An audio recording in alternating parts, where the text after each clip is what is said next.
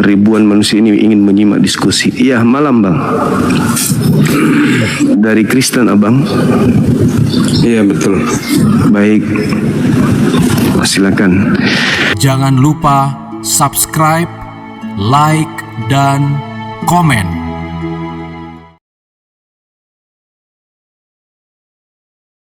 Ini ada tema, siapakah Nabi atau Rasul palsu? Silakan buka kameranya, Bang.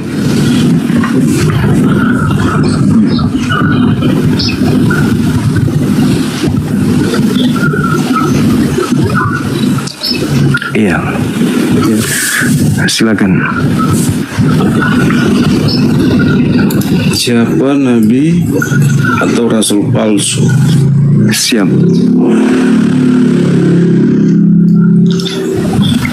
Kalau siapa ya orang-orang yang menyebarkan atau menyampaikan hal-hal yang tidak sesuai dengan kebenaran firman Tuhan. Saya setuju kalau itu, Bang. Setuju saya. Jadi yang disebut nabi palsu atau rasul palsu adalah yang menyampaikan sesuatu yang tidak sesuai dengan firman Tuhan, kan gitu. Apatah lagi kalau sampai aplikasi agamanya, ibadahnya, rutinitasnya itu bukan berdasarkan firman Tuhan, kan gitu Bang ya.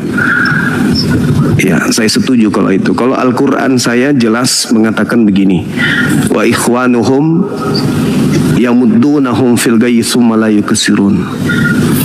Al-Quran menarasikan saudara-saudara mereka, yaitu orang-orang kafir, orang-orang fasik, adalah membantu iblis untuk menyesatkan manusia, untuk membantah Tuhan pencipta langit dan bumi, dan mereka tidak akan henti-hentinya menyesatkan. Itulah pengajar-pengajar palsu atau nabi-nabi palsu atau rasul-rasul palsu. Nah, metode ini akan ngambang ketika kita hanya bernarasi liar. Maka Al-Quran menyelaraskan pengajar palsu atau nabi palsu atau rasul palsu adalah mereka yang menggugurkan kemuliaan Tuhan pencipta langit dan bumi. Menggugurkan kemuliaan pencipta langit dan bumi dengan menyelaraskan pencipta langit dan bumi itu setara dengan makhluk ciptaannya. Itulah pengajar palsu. Maka mereka dikategorikan sebagai saudara-saudaranya iblis yang ingin menyesatkan, mendurhakai Tuhan pencipta langit dan bumi. Nah, kalau Al-Quran yang saya jadikan sebagai sandaran, maka nabi palsu itu jelas mereka yang mengikutnya disebut kafir. Innal ladzina kafaru min ahlil kitabi wal musyrikina fi nari jahannam. Jadi orang-orang kafir ini adalah penghuni neraka Jahannam. Dan mereka tentu berasal dari pengajar-pengajar sesat. Tapi nggak mungkin saya menggunakan Al-Quran untuk membantah saudara-saudara saya yang tidak mengimani Quran.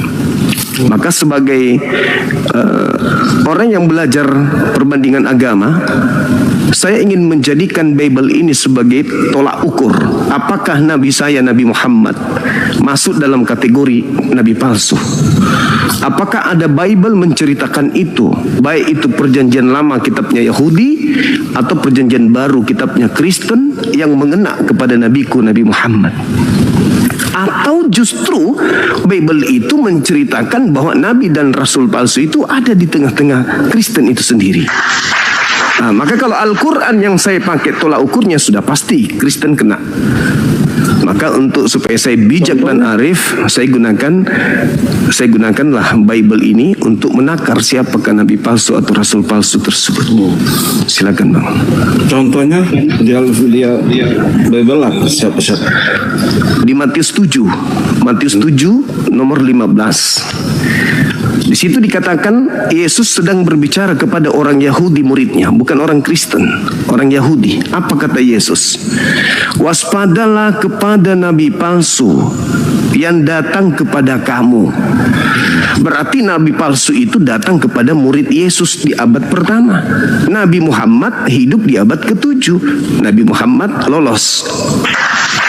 Datang kepada kamu, berarti nabi ini kan pemimpi. Nabi itu nevi. Nevi dalam bahasa Ibrani, pemimpi atau penyampai kabar atau pembawa berita atau utusan yang menerima firman, kalam.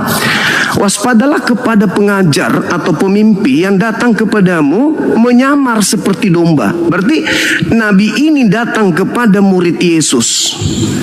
Domba itu adalah murid. Yesus gembala, muridnya disebut domba, Yesusnya disebut gembala.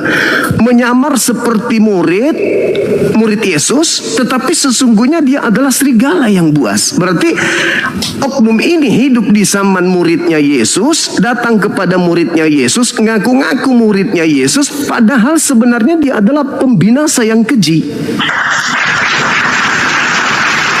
Saya masih mengingat bagaimana Lukas 21 nomor 12, bagaimana kisah para rasul 9, upaya-upaya yang dilakukan Paulus untuk membunuh, menyiksa, menyesal, menangkap, menganiaya, menzolimi, bahkan menghilangkan nyawa murid-murid Yesus. Datang kepada murid Yesus, habis itu dia ngaku murid Yesus. Dan di dalam kitab Kejadian 49 nomor 27, Yakub meramalkan anaknya yang bernama Benyamin. Apa kata Yakub? Benyamin, kelak lakumu, keturunanmu seperti serigala yang bila pagi hari merampas dan pada sore hari membagi-bagikan hasil rampasannya, hasil jarahannya. Paulus mengaku Filipi 3 nomor 5, Paulus mengatakan dirinya adalah keturunan Benyamin. Berarti serigala itu adalah keturunan Benyamin. Paulus keturunan Benyamin. Dan yang datang kepada murid Yesus adalah Paulus. Yang menganiaya adalah Paulus. Yang menzolimi, menangkap dan membunuh adalah Paulus. Yang bukan murid Yesus mengaku murid Yesus adalah Paulus. Semuanya tergenapi. Nabi Muhammad bersih di situ. Jadi nabi palsunya itu ada di tengah-tengah murid Yesus itu sendiri.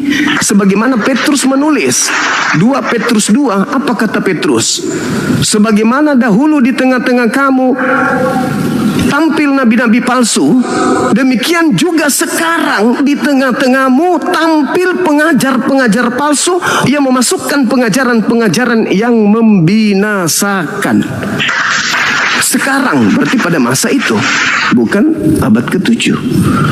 Apa hasilnya? Apa buah daripada nabi palsu itu?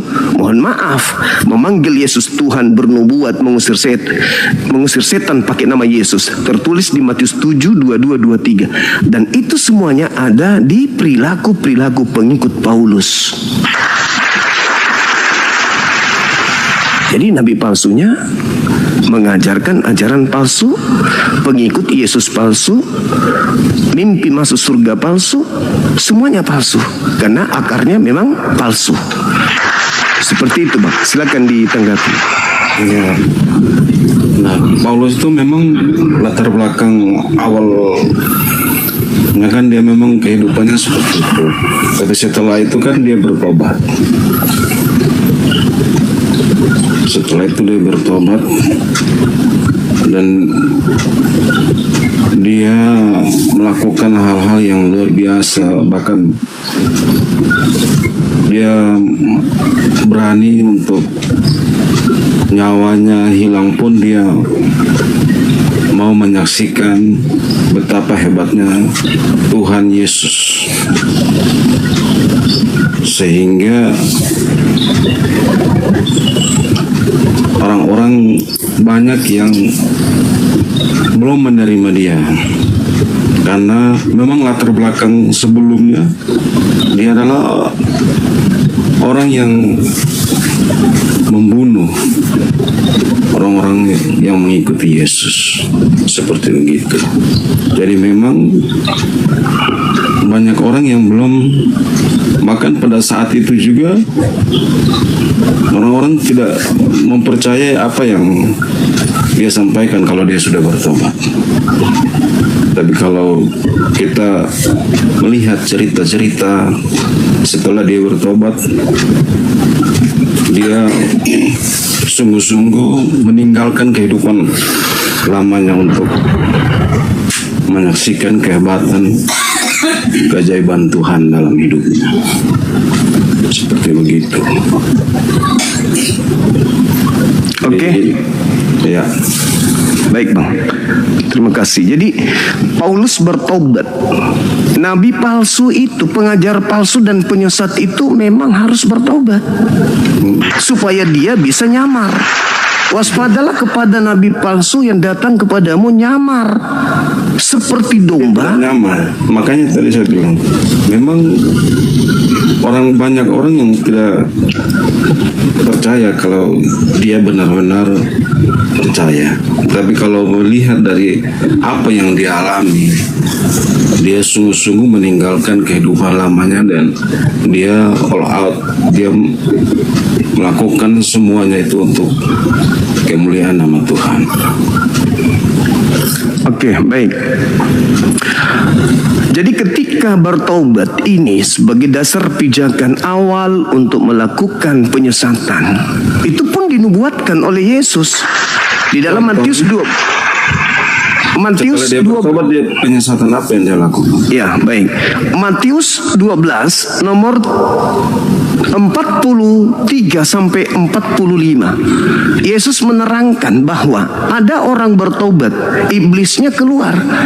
Tapi iblisnya keluar itu bukan untuk selamanya, melainkan iblisnya keluar untuk mencari 7 iblis yang lebih jahat masuk ke dalam tubuh orang yang bertobat tadi, sehingga lakunya jauh lebih jahat daripada sebelum ia bertobat. Contoh, ketika Paulus itu melakukan kejahatan, dia hanya membunuh murid Yesus, menganiaya, menyesah murid Yesus. Itu aja yang dia lakukan. Tak ada perlakuan selebihnya. Bertobat dia. Tapi setelah dia mengaku menjadi rasul, kedatangan sosok yang mengaku Yesus kepada dirinya, disitulah dia mulai melakukan penyesatan yang sangat akurat. Apa buktinya? Dia mengajarkan kemudian bahwa hukum Tuhan berupa Torah itu adalah sampah. Tuhan diajarkan mengutus utusannya yang mati dengan jalan terkutuk. Yang tadinya babi haram dibuatnya menjadi halal. Yang tadinya Sabat hari Sabtu dirubahnya menjadi hari Minggu oleh pengikutnya. Yang tadinya sunat itu wajib, dilanggarnya sunat itu tidak wajib, bahkan tidak akan membuat manusia selamat karena sunat. Jadi semua yang diajarkan oleh Tuhan di dalam ajaran Yahudi itu dibantah habis oleh dia. Contoh, dalam Kolose 2 nomor 16, Paulus mengatakan, jangan lagi kamu mau diatur oleh untuk makanan dan minuman dan hari raya. Jangan. Sementara Tuhan mengatakan, jangan kau makan babi. Paulus mengatakan, jangan kau mau diatur lagi. Jangan kau minum minuman keras. Paulus mengatakan, jangan kau mau diatur lagi. Tuhan mengatakan, jangan kau makan babi. Jangan kau mau diatur. Kuduskan hari Sabat. Paulus mengatakan, jangan kau mau diatur. Jadi semua yang diajarkan Paulus adalah untuk mengenakan pengikutnya, meninggalkan firman Tuhan, lalu membuat aturan sendiri. Itulah Paulus. Aturan Tuhan, contoh misalnya nih, kita lihat di dalam satu data Galatia 5. Apa yang diajarkan Paulus di Galatia 5 itu? Dia mengajarkan bahwasanya sesungguhnya aku Paulus berkata kepadamu, barang siapa yang menyunatkan dirinya, maka Yesus Kristus tidak berguna baginya. Camkanlah, sekali lagi aku katakan kepadamu, setiap orang yang menyunatkan dirinya dia wajib melakukan segala hukum Taurat. Kamu lepas dari Kristus jikalau kamu mengharapkan kebenaran oleh hukum Taurat. Kamu hidup di luar kasih karunia jikalau engkau mengharapkan ada kebenaran oleh hukum Taurat. Itu ajaran Paulus. Padahal sebenarnya sebelum dia bertemu dengan makhluk yang ngaku Yesus, dia adalah murid Gamaliel, dia adalah seorang yang taat Taurat. Begitu ketemu makhluk yang mengaku Yesus, hukum Taurat dibantah, hukum Taurat dikatakan tidak ada kebenaran di dalamnya. Bahkan dia mengatakan, kamu lepas dari Kristus jikalau kamu mengharapkan kebenaran oleh hukum Taurat. Jadi menurut Paulus, mengharapkan kebenaran oleh hukum Taurat itu sama halnya kamu hidup di luar kasih karunia. Ini ajaran apa ini Paulus ini? Gitu bang. Itu ajaran Kristus. Kristus tidak mengajarkan itu. Yesus tidak mengajarkan itu. Karena semua itu sudah dilakukan oleh Yesus. Seperti itu. Sehingga dari sunat itu hal-hal yang lahiriah, hal-hal yang tidak harus. Itu kan Kejadian 17:14, barang siapa yang tidak bersunat bunuhlah dia, sebab dia telah membatalkan perjanjian kekalku. Sekarang Anda mengatakan itu tak ada berguna, itu tidak. Anda melawan Tuhan. Inilah akibat daripada penyesatan yang dilakukan oleh si rasul palsu tersebut. Karena Tuhan sudah melakukan semuanya. Apa? Yesus mengatakan apa bang? Matius 5. Ya setelah itu Yesus melakukan, setelah kematiannya itu. Masuk ke situ. Ujung-ujungnya ke sana. Melakukan semuanya. Ujung-ujungnya ke sana. Padahal Pak, memang seperti itu. Kata siapa? Memang kata siapa? Kepercayaan orang-orang Kristen. Pengikut Paulus kepercayaannya begitu, betul. Pengikut Paulus. Lalu siapa yang Anda ikuti dengan membatalkan sunat? Pengikut Kristus. Ya, Kristus yang datang kepada Paulus. Kan Yesus mengatakan, waspadalah kepada Kristus palsu. Anda pengikut Kristus. Kapan-kapannya Yesus membantah Elohim? Sejak kapan Yesus membantah Elohim? Sejak kapan?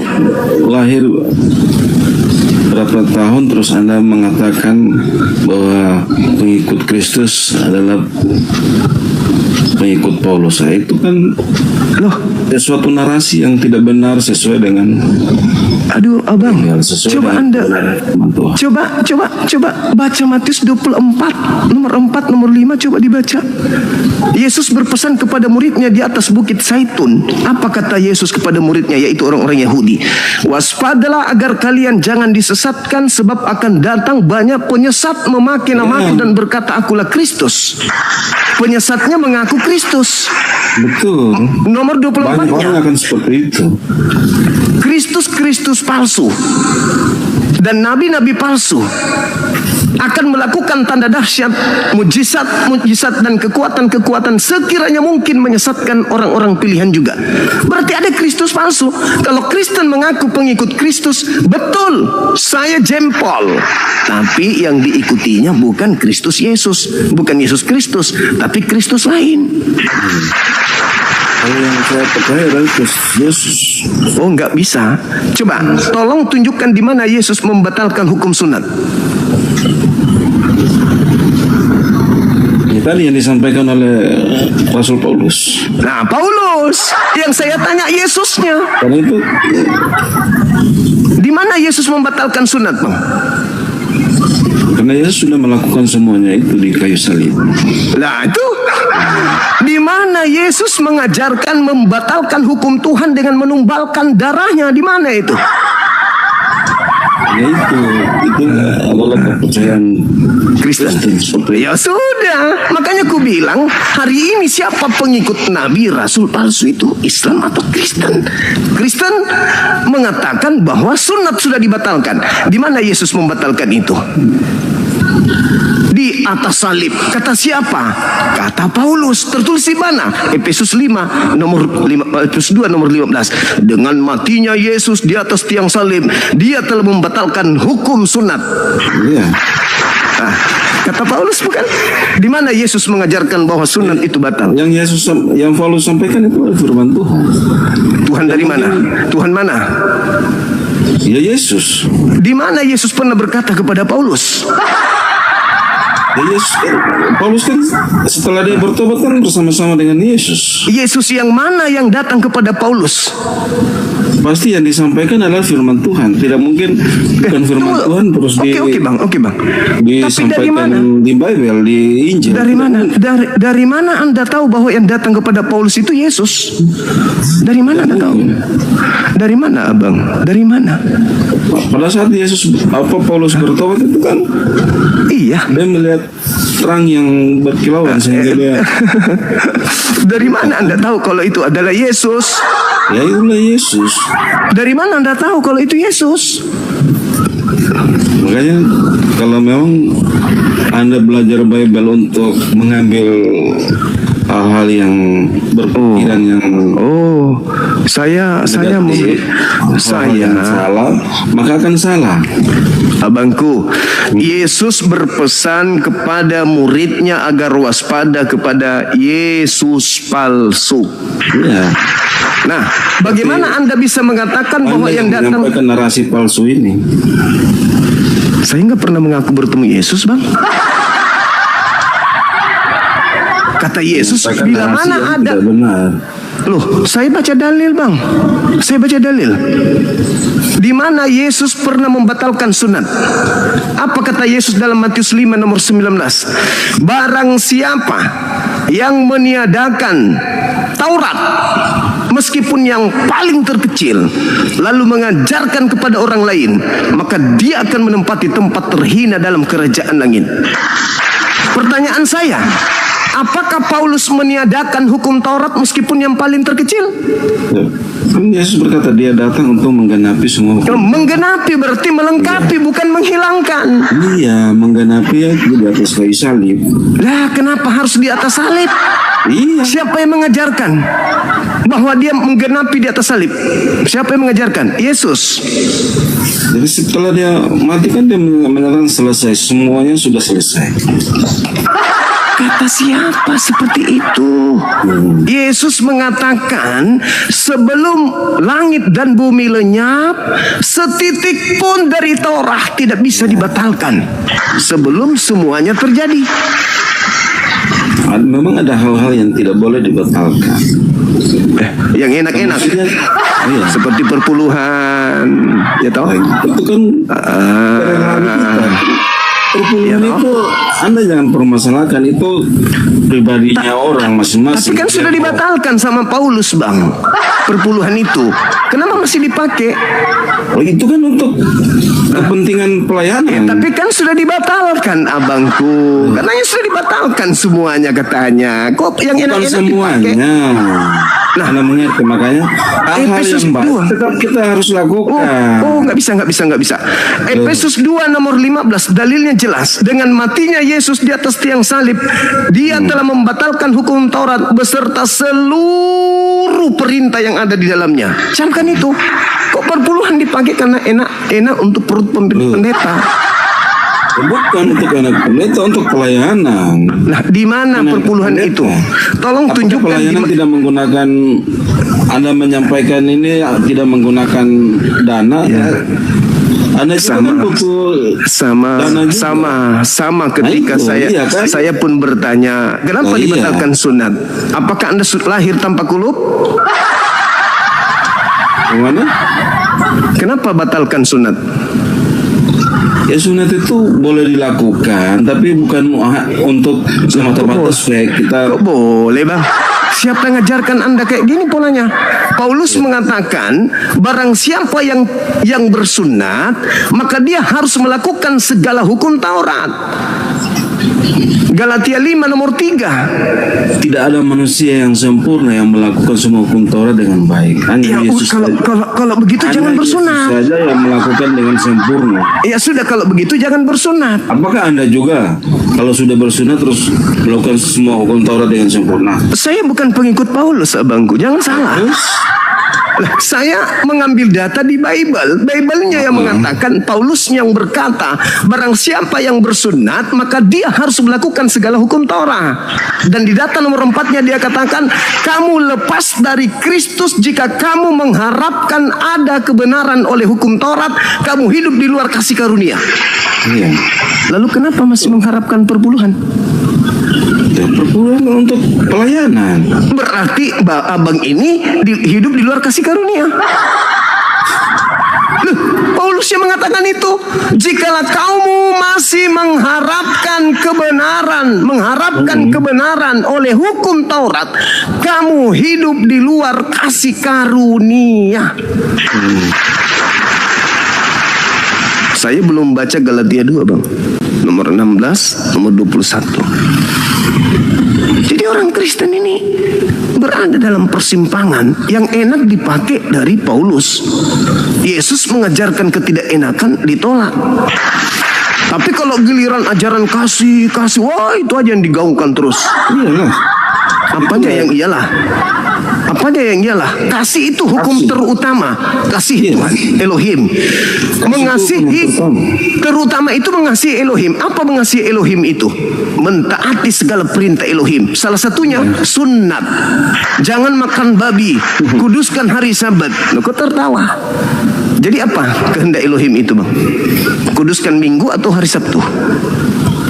Melakukan semua kebenaran firman Tuhan. Nah, kebenaran firman Tuhan adalah tidak hanya sunat saja. ya, oke, tidak hanya sunat saja. Lalu kenapa dibatalkan sunat itu? Ya. Kan sudah disampaikan. Apa tidak katanya? hanya sunat secara lahiriah, tapi sunat secara iman, percaya kepada Yesus. Apa lagi itu? Kalau percaya kepada Yesus saja.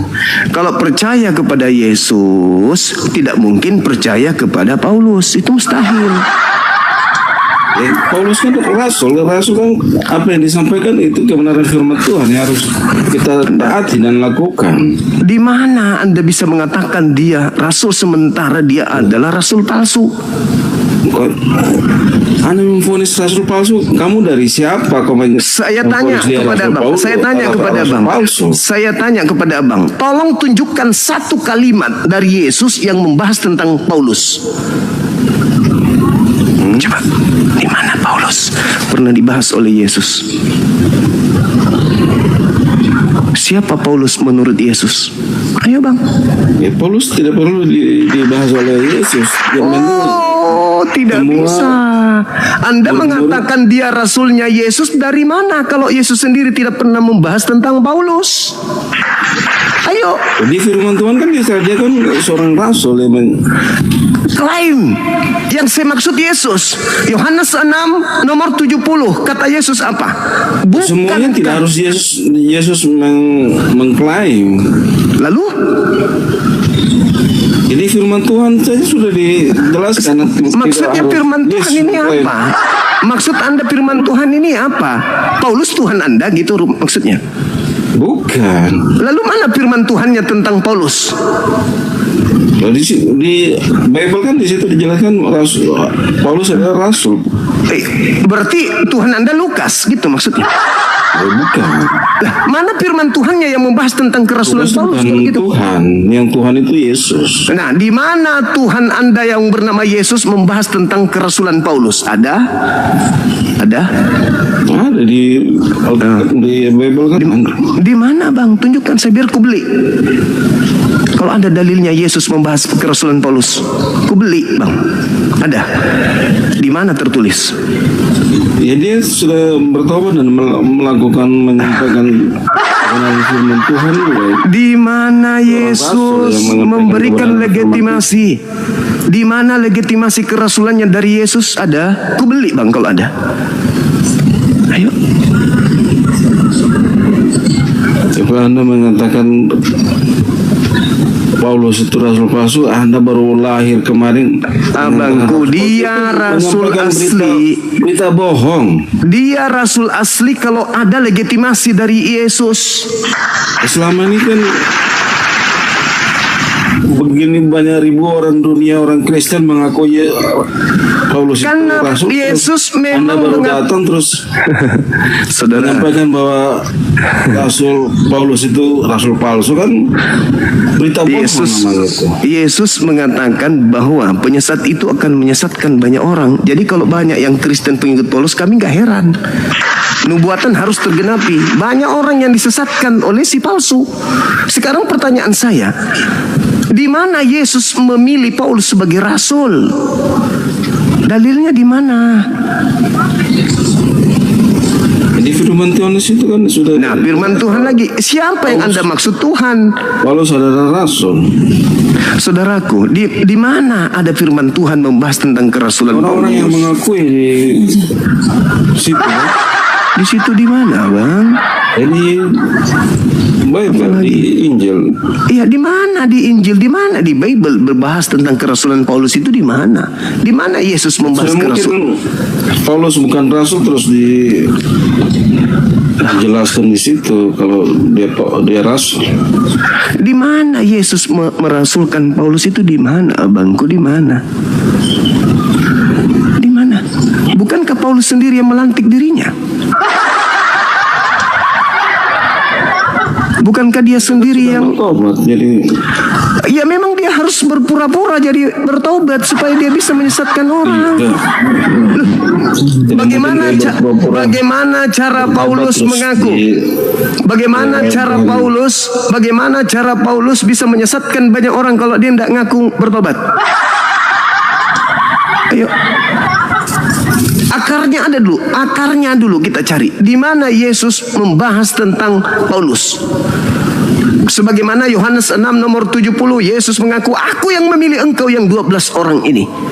Nah, sekarang mana Yesus mengaku, "Aku memilih Paulus"? Di mana? Yesus malah berpesan, waspadalah kepada serigala. Serigala adalah keturunan Benyamin. Dengan kata lain, waspadalah kepada Paulus. Waspadalah kepada orang Farisi. Waspadalah kepada ragi orang Farisi. Paulus adalah orang Farisi. Dengan kata lain, waspadalah kepada Paulus. Yang ada itu.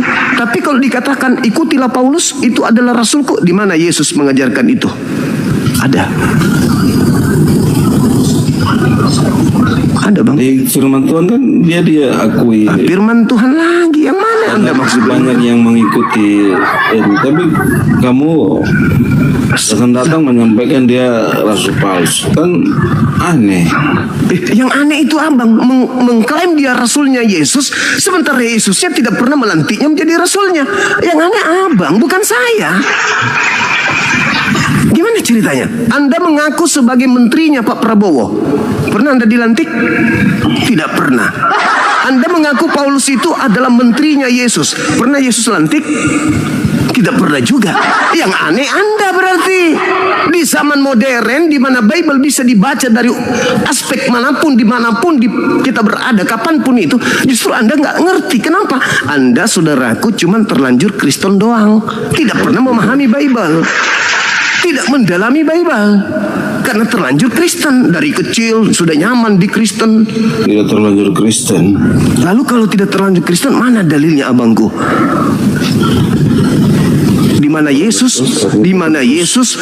Yesus menunjuk Paulus sebagai rasulnya? Percaya kepada Yesus. Ya, percaya kepada Yesus kok jadi Kristen? Oh iyalah. Lah, di mana Yesus mengajarkan Kristen? Yesus itu tidak membawa agama Kristen. Ya sudah, terus kenapa Anda menjadi Kristen kalau begitu? Katanya percaya kepada Yesus. Kita sendiri yang mau, kalau kita yang mengikut Yesus adalah orang-orang Kristen. Yang disebut pengikut itu, Bang, yang melakukan apa yang kita ikutin. Yesus adalah penganut Taurat yang taat.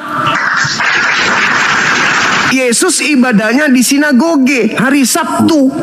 Sujud dalam beribadah, puasa, menyembah kepada pencipta langit dan bumi Azza wa Jalla yang maha suci lagi maha tinggi. Bersunat dia. Tidak makan babi dia. Anda datang-datang mengaku pengikut. Apa enggak lawa itu?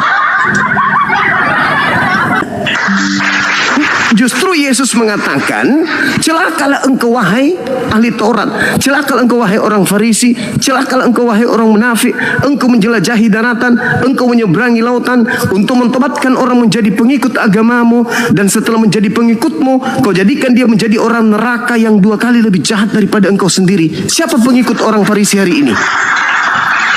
Abang kan? Siapa pengikut ahli Taurat hari ini? Abang kan? Menjadi orang neraka yang lebih 2 kali lipat jahatnya. Kenapa Anda 2 kali lebih jahat daripada mereka orang Farisi? Sejahat-jahatnya orang Farisi tidak pernah menggantikan Tuhan mereka dengan makhluk.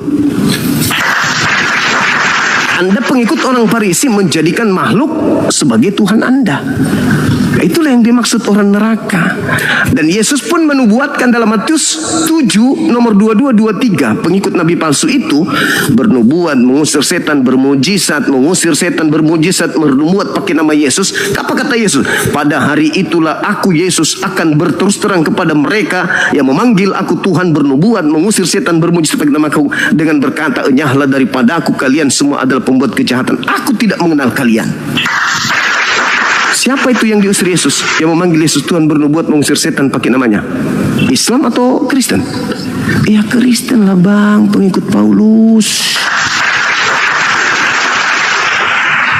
Data, saya baca data. Cuman abangku ini Kristen, dianut dari lahir, terlanjur Kristen, terlanjur nyaman. Di situ nyaman, tidak ada perintah, nggak ada larangan, tak ada yang haram di sana. Larangan. Coba, mana larangannya dari Tuhan di Kristen? Larangan apa? Jangan bersinah. Nah, itu perintah yang sudah dibatalkan Paulus. Tunjukkan, mana perintahnya jangan bersinah di Bible? Tunjukkan.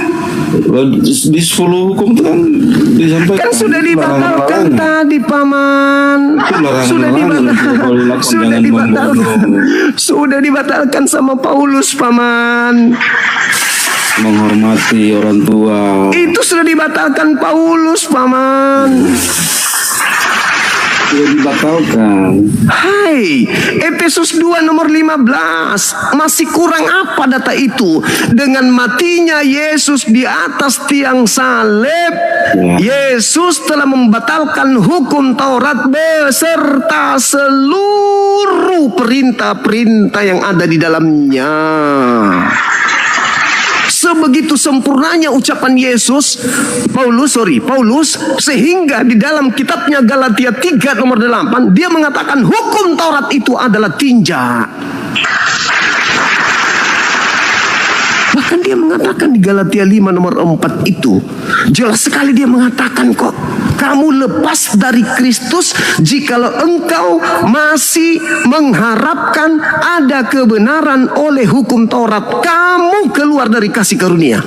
Terus kenapa Anda masih mengatakan jangan berzina? Itu kan hukum Taurat. Berarti Anda masih mengharapkan kebenaran dari Taurat. Kata Yesus, kalau kau masih mengharapkan kebenaran dari Taurat, kau keluar dari kasih karunia. Ayo bang, gunakan akal sehatnya. Anda kan cuma terlanjur jadi Kristen doang. Bukan dari proses belajar Bible Anda menjadi Kristen, tapi karena keturunan. Terus harus belajar. Kalau tidak belajar. Nah, terus kalau Anda belajar, kenapa Anda nggak menjawab pertanyaan saya kalau Anda belajar? Di mana Yesus menunjuk Paulus sebagai rasulnya? Yesus tidak perlu menunjuk. Nah, ini yang disebut Paulus belajar. Rasul. Nah, ini sementara Paulus mengaku dia rasulnya Pak Yesus. Berarti cinta bertepuk sebelah dinding. Mengklaim, makanya Yesus mengatakan waspadalah kepada penyesat. Tuhan sudah disampaikan. Firman Tuhan. Ya, sudah jelas. Firman Tuhan lagi. Waspadalah kepada penyesat yang datang kepadamu memakai namaku dan berkata akulah Kristus. Lanjutan dalilnya. Jadi apabila ada orang berkata ada Mesias di padang gurun, ada Mesias dalam bilik rahasia atau penjara, jangan kamu percaya. Kata Yesus, Sehingga ketika Paulus mengaku, aku bertemu dengan Yesus di padang gurun ketika aku ke Damsyik loh. Kata Yesus apa? Jangan kamu percaya. Kata Yesus jangan percaya. Tidak ketemu Yesus kan sudah mungkin dia mau berbalik dari kehidupannya. Tapi Yesus mengatakan jangan percaya. Nah, itu bagi orang-orang bukan Paulus. Hei, abangku, jelas Jadi sekali. Jelaskan Paulus. Yes. Itu tidak dijelaskan. Dijelaskan dengan sangat akurat. Gimana Yesus jelaskan? Matius 24 nomor 1, nomor 2, nomor 3, nomor 4, nomor 5. Yesus beserta dengan murid-muridnya di atas Bukit Zaitun. Ada nggak Paulus hadir di situ, Bang? Nah, terus?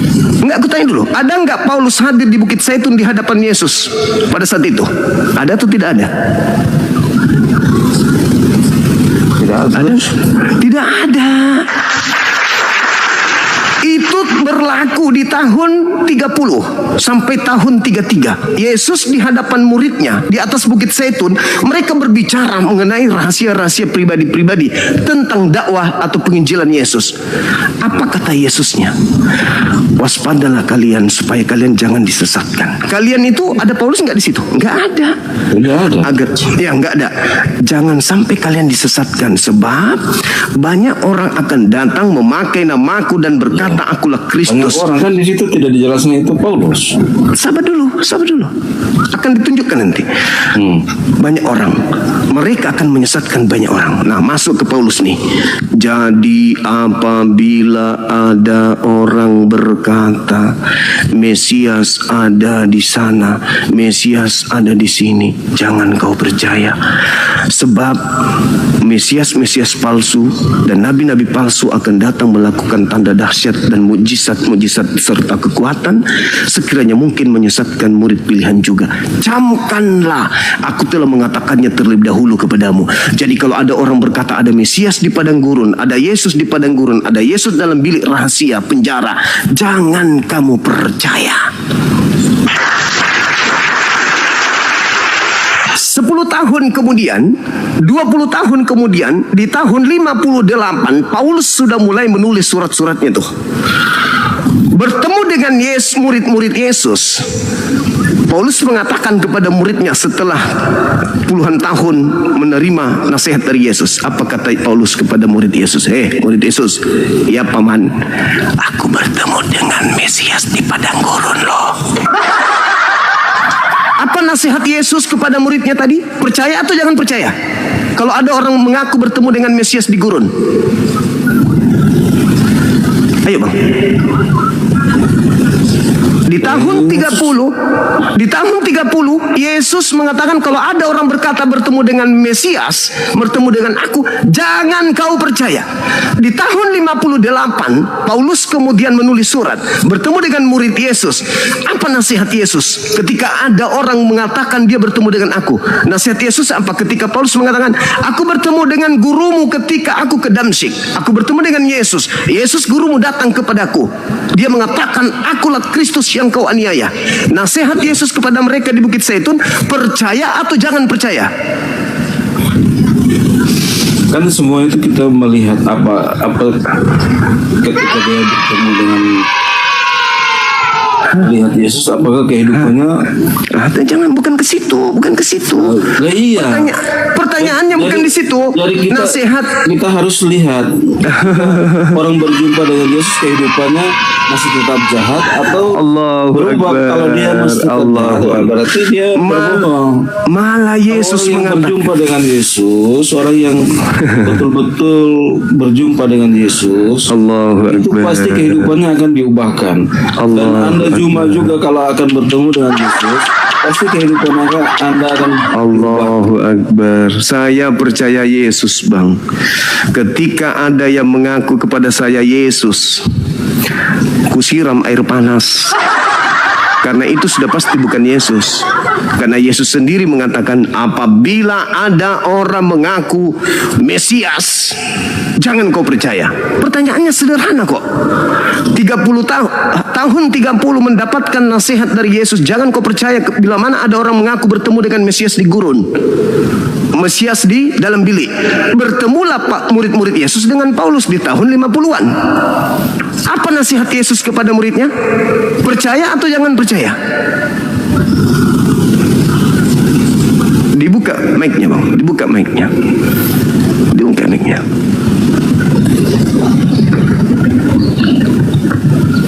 Yesusnya mengatakan dengan sangat jelas loh di situ.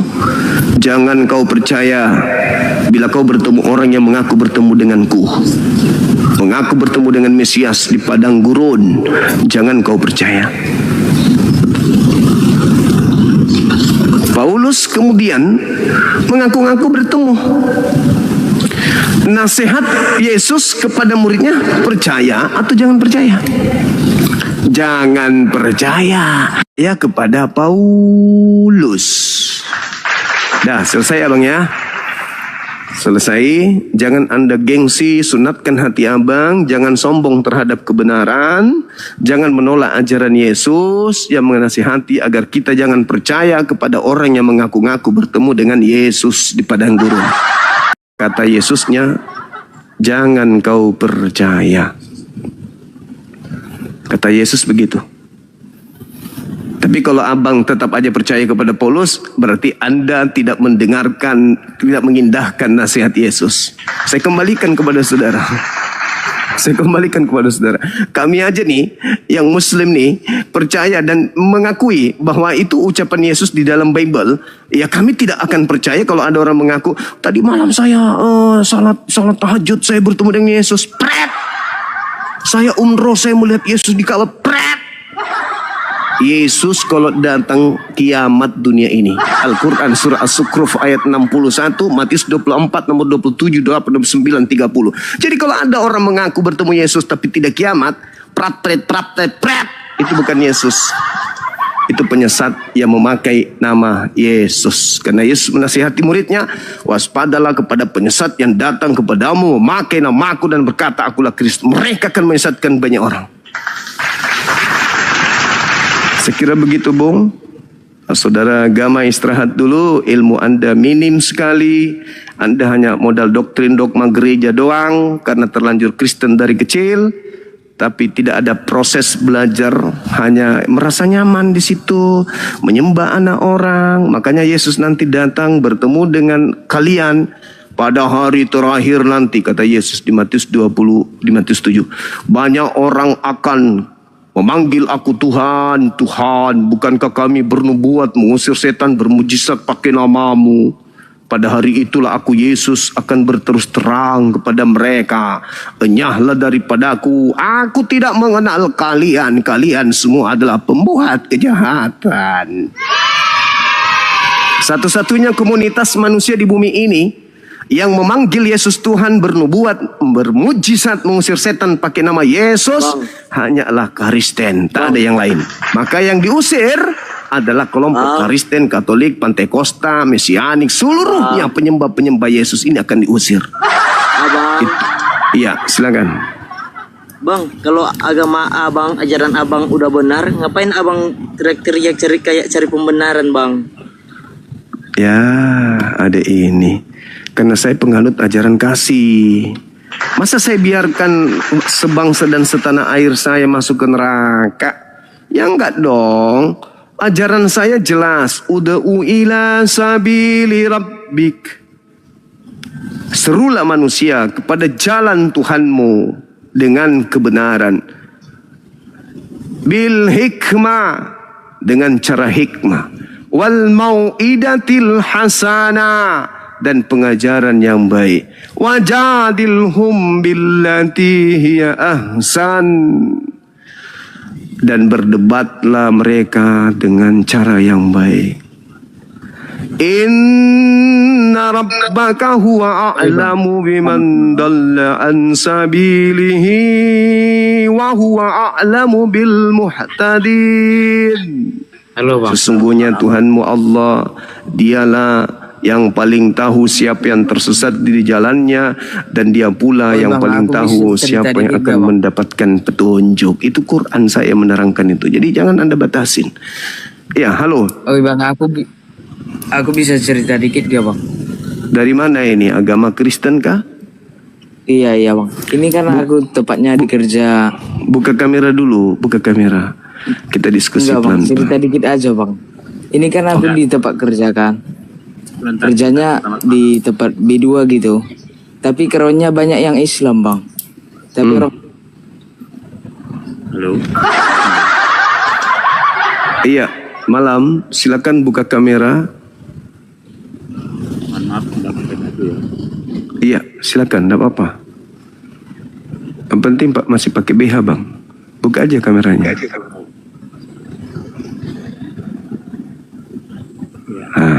Oke.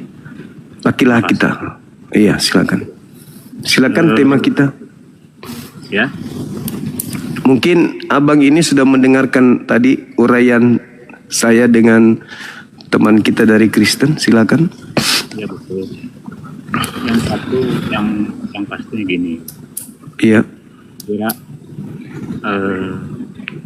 semua agama ya, garis bawahi semua agama menginginkan hal yang terbaik, mengajarkan yang baik ya. Salah. Salah Begini, apa? mohon tolong dengarkan penjelasan dulu. Mohon dengarkan penjelasan dulu. Semua agama mengajarkan yang baik. Yang salah itu oknum.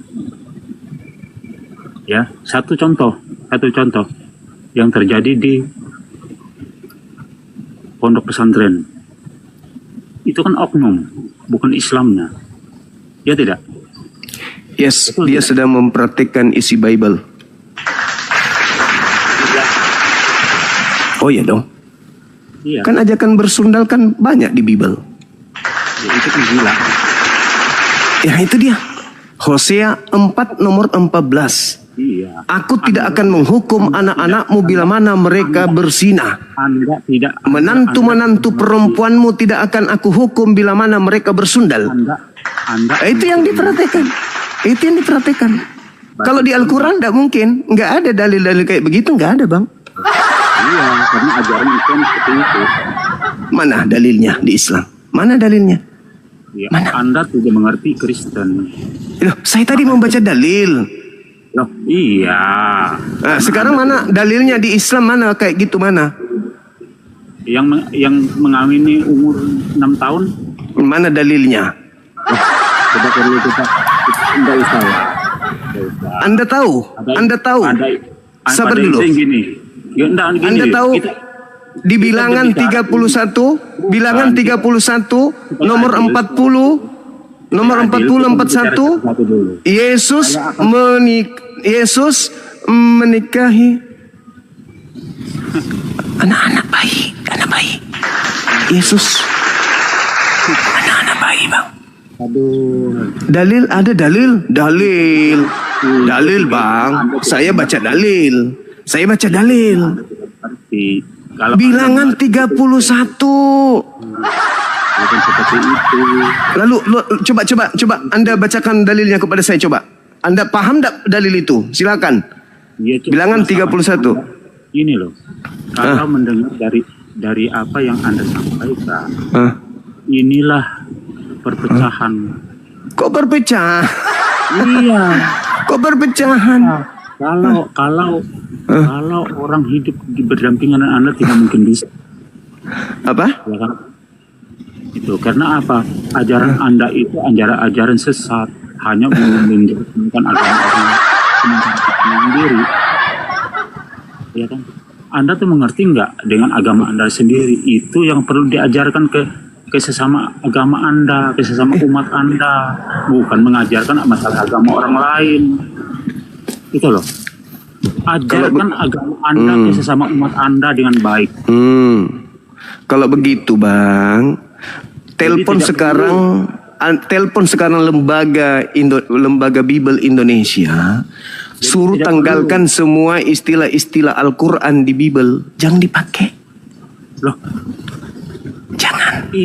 jadi gini, kalau Anda merasa gini, kalau Anda merasa itu agak berkaitan dengan lembaga di Alkitab Indonesia, Anda sendiri yang datang. Ini Tidak perlu- salah satunya cara supaya dia sampai ke lembaga Bible dengan cara seperti ini. Ya inilah cara-cara kita sehat. Oh, nggak bisa karena sudah terlanjur. Gentleman. Anda Karena sudah terlanjur Bible menyebar kemana-mana. Kecuali lembaga Bible Indonesia menarik semua buku-buku Anda tidak atau Bible-Bible yang sudah diterbitkan oleh dia. Selama Bible itu sudah sampai ke pelosok-pelosok, maka selama itu juga kami akan hadir untuk mengatakan bahwa lembaga Bible Indonesia telah melakukan penistaan secara terstruktur, masif dan terencana terhadap agama Islam melalui lembaga mereka. Itu fakta, itu real. Itu fakta, itu real. Tuhan kami diambil. Nama Al-Quran kami, Alkitab diambil. Nama kitab wahyu kami diambil. Nabi, Rasul, Roh Kudus diambil. Imam, syafaat diambil semuanya. Injil diambil. Semua istilah-istilah yang sangat prinsip di Islam, di Al-Quran diambil oleh lembaga agama Anda tanpa malu-malu. Habis itu Anda di sini menangis. Ajarkan kepada umatmu aja agamamu. Ajarkan supaya di agamamu itu bahasa agamamu. Kata salib diambil. Kata salib diambil. Kata malaikat diambil. Kata jin diambil. Semua diambil. Kata ayat, kata ilahi diambil, kata kalam diambil. Semua yang prinsip diambil. Agama apa ini? Hah? Habis itu Anda nangis. Jangan kau ajarkan aja. Jangan kau bahas-bahas agama kami.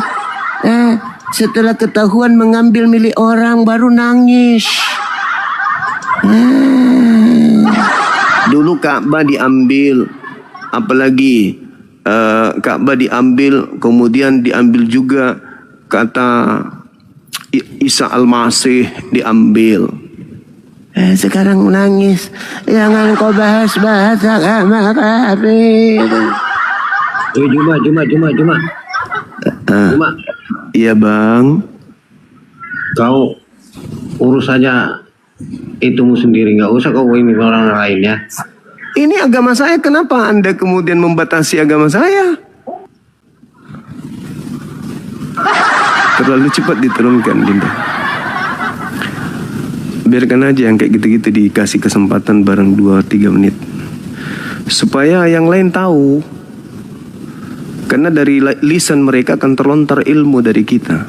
Apapun yang diucapkan, balasannya pasti ilmu keluar dari mulut kita gitu. Yang penting dia tidak menghina, menghujat Allah. Kalau masih komplain-komplain begitu, kita leluasa menyampaikan. Karena agamamu melakukan pencurian data dari Al-Quran. Gitu loh.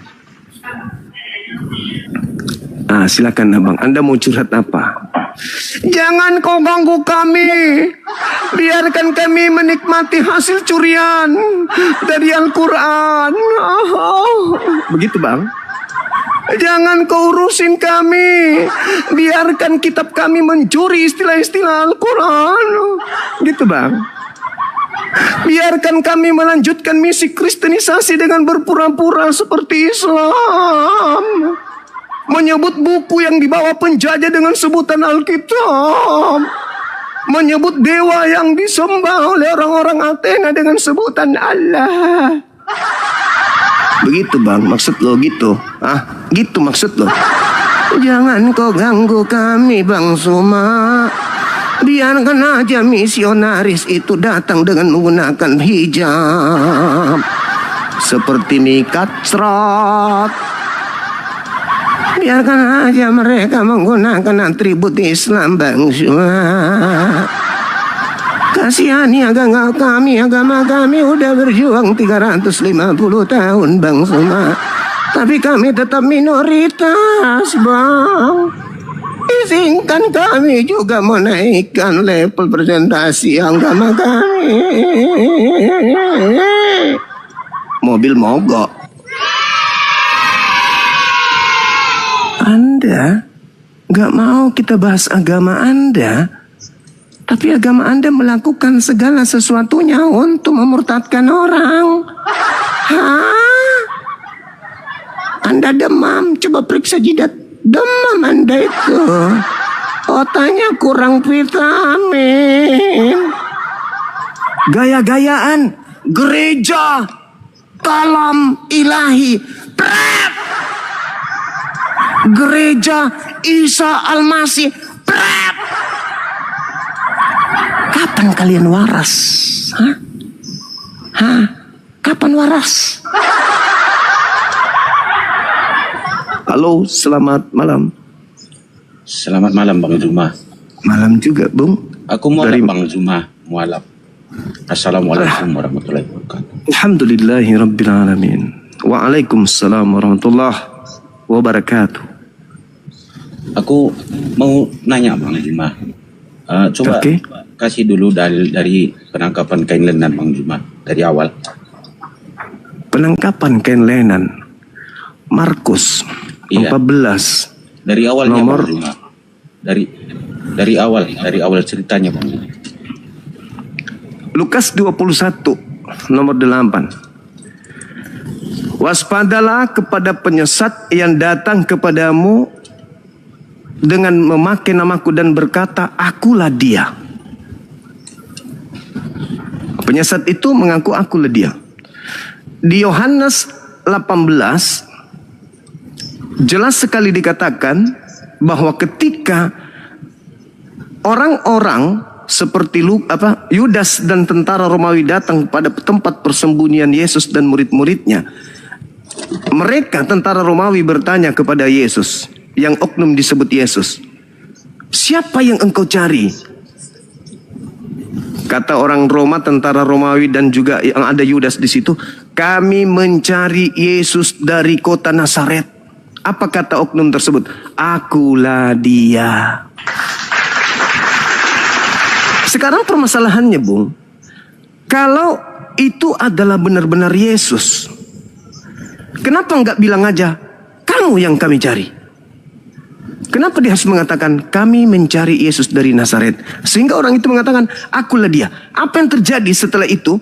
Mereka mundur dan berjatuhan ke tanah. Masa hanya gara-gara mengatakan akulah dia? Berarti di situ ada sesuatu yang terjadi, yaitu mukjizat. Maka yang ditangkap ini yang mengaku akulah dia. Digiringlah dia pergi. Akulah dia. Setelah digiring pergi, di Markus 14 nomor 50, 51, 52, seluruh murid Yesus lari meninggalkan Yesus. Lari kan? Seluruh murid lari. Masih ada nggak murid yang tinggal? Cuman Yesus, Yudas sama tentara Romawi. Pintar. Lalu kemudian ada seorang muda menggunakan kain lenan berjalan di belakang.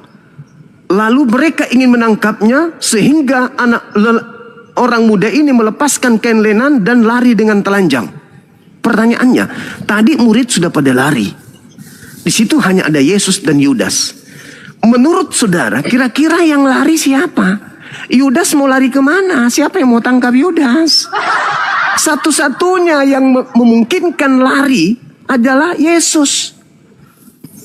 Iya kan? Iya dong.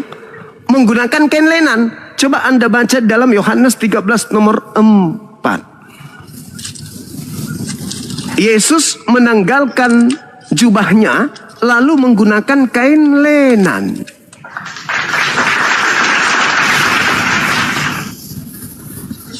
Menggunakan kain lenan. Siapa yang lari meninggalkan tadi menggunakan kain lenan? Ya udah selesai. Nah, sekarang masuk kepada penangkapan.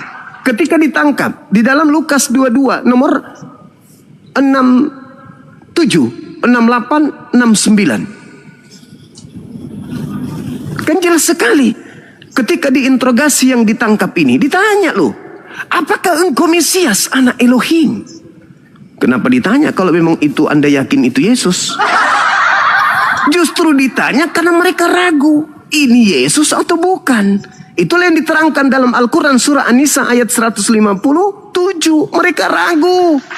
Mereka ragu tentang yang mereka tangkap ini Isa atau bukan? Jikalau engkau adalah Al-Masih, apakah benar? Akui. Apa kata yang ditangkap? Apalagi gunanya aku mengatakan itu, percuma. Meskipun walaupun aku mengatakannya, kau tidak akan percaya. Walaupun aku bertanya, kau tidak akan menjawab. Katakan kepada kami, apakah kau Mesias? Apa gunanya saya menjawab? Kau tidak akan percaya. Katakan kepada kami, kau adalah Mesias anak Elohim. Bukan aku yang mengatakan, kau yang mengatakannya. Bahwa aku adalah anak Elohim, kau yang mengatakan, bukan aku. Mulai sekarang, Yesus sudah duduk di atas, di sebelah kanan yang maha kuasa. Lah, berarti yang disidang dan berbicara ini siapa? Sudah pasti bukan Yesus, karena dia sendiri berkata, apakah engkau Yesus? Apa jawabnya? Mulai sekarang Yesus sudah duduk di atas.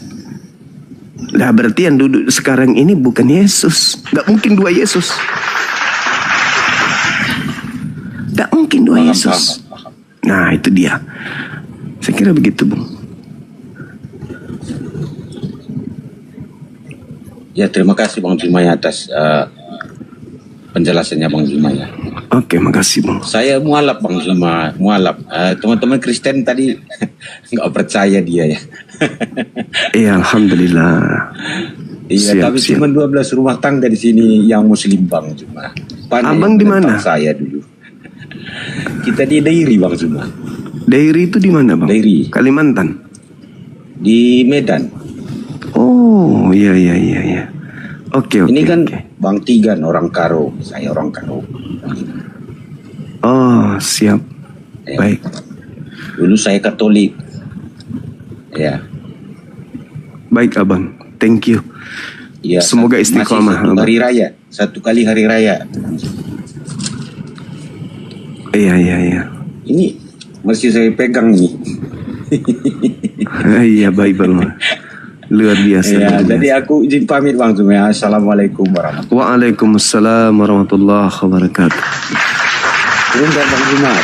Baik saudaraku, baik, istiqomah Bang ya. Jangan heran teman-teman kalau tiba-tiba aja muncul aku mu'alaf, aku kan kita sedang panen jiwa-jiwa yang waras. Bersama moderator Islam Lintas Iman dan Kepercayaan. Jangan lupa subscribe, like, dan komen.